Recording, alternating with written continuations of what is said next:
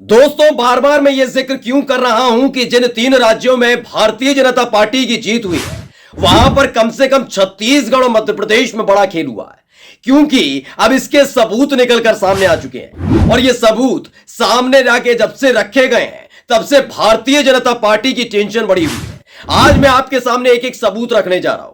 ये वो सबूत है जिसके बाद चुनाव आयोग से लेकर भारतीय जनता पार्टी के दफ्तर में हड़कंप मचा हुआ है, क्योंकि ऐसे ही सबूत लेकर सुप्रीम कोर्ट का दरवाजा खटखटा दिया गया है। और इन सब के बीच भारतीय जनता पार्टी इस जुगत में लगी हुई है ये कैसे भी करके इन तीनों राज्यों में सबसे पहले सरकार बना ली जाए, उसके बाद ये मामला लंबा खींच दिया जाएगा। लेकिन इसी मंशा पर, इसी प्लानिंग पर पानी फेरने का काम कांग्रेस पार्टी ने कर दिया है।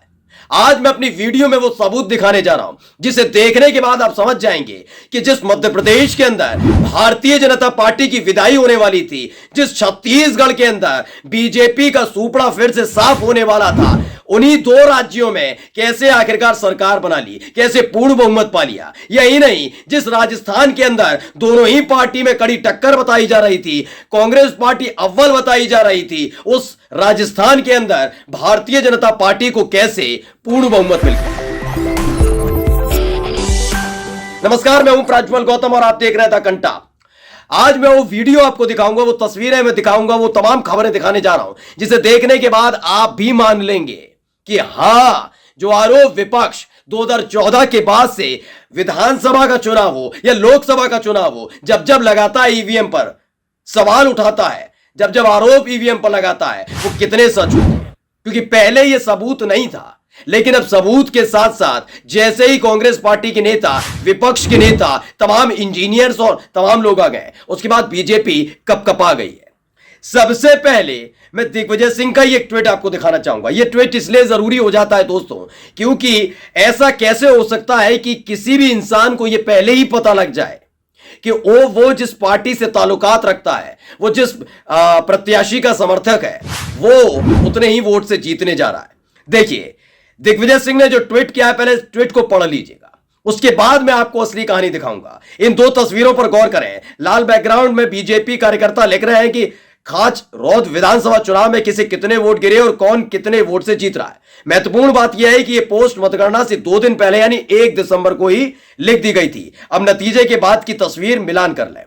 इन्होंने, जो अनिल छज्जेड़ है, उन्होंने कहा खाच रौद नागदा विधानसभा कुल मत गिरे 1,78,364 और अन्य प्रत्याशी को मिले 8,364, बीजेपी को मिले 93,000, कांग्रेस को 77,000 और भारतीय जनता पार्टी विजय। ये कब लिखा गया है देखिए, तारीख भी पढ़ लीजिएगा, 5 दिन पहले। और अब ये क्या है, ये डॉक्टर तेज बहादुर सिंह उसी जगह के प्रत्याशी थे। 93,552 ये जीते हैं। 93,000 कैसे बता दिया, 77,665 दिलीप सिंह गुज्जर को मिले हैं। यह सबूत देता है कि किस तरीके से अंदर खाने से तमाम चीजें की जा रही थी, यानी पहले से सेट हो गया था। अभी आप कहेंगे ऐसे कैसे, तो दूसरा भी चीज देख लीजिए। यह पुनीत कुमार सिंह ने ट्वीट किया और लिखा भी है कि छत्तीसगढ़ में क्या हुआ है। बीजेपी प्रत्याशी को नहीं, बीएसपी के प्रत्याशी को नहीं मिला खुद का वोट, बोले ईवीएम में सेटिंग हुई। कौन है ये? छत्तीसगढ़ में बीएसपी के प्रत्याशी हैं लालचंद पटेल को उनका खुद का ही वोट नहीं मिला।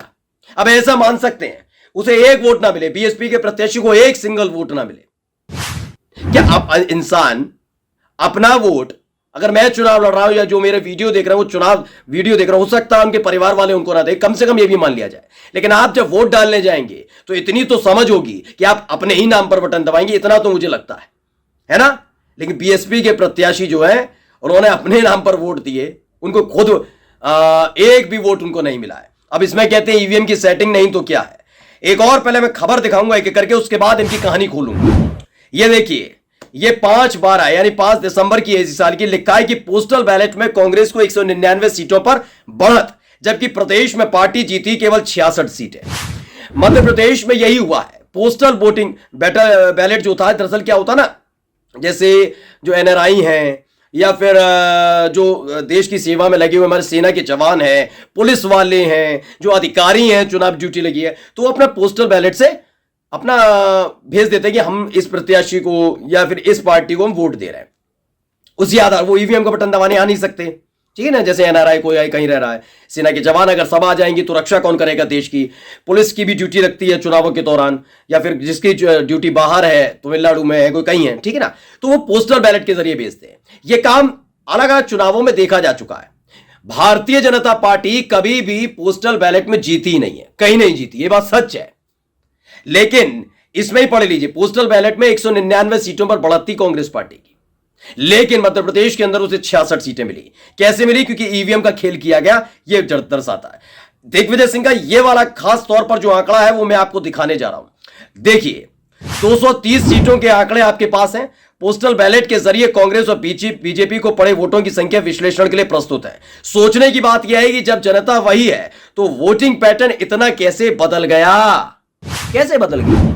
मतलब सोच के नहीं, मैं कहता हूं भारतीय जनता पार्टी को वोट देने के लिए मध्य प्रदेश की जनता ने सोच लिया था, ठीक है, सबका ये। चलिए मैं भी कहता हूं, हाँ चलिए, कांग्रेस पार्टी को नकार दिया, नहीं चाहिए कांग्रेस, कमलनाथ नहीं चाहिए, दिग्विजय सिंह नहीं चाहिए, मान चलिए। लेकिन ये ऐसे कैसे हो जाएगा? ईवीएम बटन दबाने वाले अलग सोच रहे हैं और जो पोस्टल बैलेट के जरिए भेज रहे हैं वो अलग सोच रहे हैं। भाई सोचेंगे तो कैसे? आप सोच रहे हैं चाहे ईवीएम के जरिए सोचिए, दबाने जाइए बटन, या फिर पोस्टल बैलेट के। ये क्यों हो रहा है कि पोस्टल बैलेट के जरिए जो वोटिंग हो रही है, जब उसकी काउंटिंग हो रही है, कांग्रेस पार्टी विजय हो जाती है, आगे बढ़त होती है उसकी, ज्यादा से ज्यादा उसे वोट मिले हुए होते हैं। लेकिन जैसे ही ईवीएम का जिक्र होता है, जैसे ही ईवीएम की बारी होती है, तो बीजेपी आगे हो जाती है। ये तो आंकड़े हैं ना, देखिए, ये साफ तौर पर जो उन्होंने आंकड़े जारी किए हैं, ये मैंने क्या कहा, जो खबर अभी मैंने आपको पढ़वाई ना दैनिक भास्कर की, देखिए पूरा देख लीजिए, सारा आंकड़ा है, एक नहीं दो नहीं, मैं सारे आंकड़े स्क्रीन पर चला चला के दिखा रहा हूं। कांग्रेस 199, बीजेपी सिर्फ 31। ये देखिए पोस्टल बैलेट का है, ये 199 सीटों पर जब पोस्टल बैलेट की गिनती हुई थी कि ईवीएम की बाद में खोले जाते हैं, पहले पोस्टल बैलेट की गिनती की जाती है, तो कांग्रेस 199 सीटों पर बढ़त बना ली थी। ये है 31 सीटों पर बीजेपी थी आगे। एक एक देखते जाइए। कैंडिडेट का नाम भी है, जो उनका कॉन्स्टिट्यूएंसी है, यानी विधानसभा क्षेत्र है, उसका भी नाम है। सबका मैं एक एक करके आपको दिखाता जा रहा हूं। यह बताने के लिए काफी है कि खेल हुआ है। एक और जगह लिखते हैं दिग्विजय सिंह की, पोस्टल बैलेट्स के जरिए कांग्रेस को वोट देने वाले और हम पर भरोसा जताने वाले सभी मतदाताओं का धन्यवाद। तस्वीरों के आंकड़ों में एक प्रमाण है जो ये बताता है पोस्टल बैलेट के जरिए में, यानी कांग्रेस को 199 सीटों पर बढ़त है, जबकि इनमें से अधिकांश सीटों पर ईवीएम काउंटिंग में हमें मतदाताओं का पूर्ण विश्वास न मिल सका। ईवीएम काउंटिंग में यह भी कहा जा सकता है कि जब तंत्र जीतता है तो जनता यानी लोग हार जाती है। हमें गर्व है कि हमारे जमीनी कार्यकर्ताओं ने जीन जान से कांग्रेस के लिए काम किया और लोकतंत्र के प्रति अपने विश्वास को पुख्ता किया है।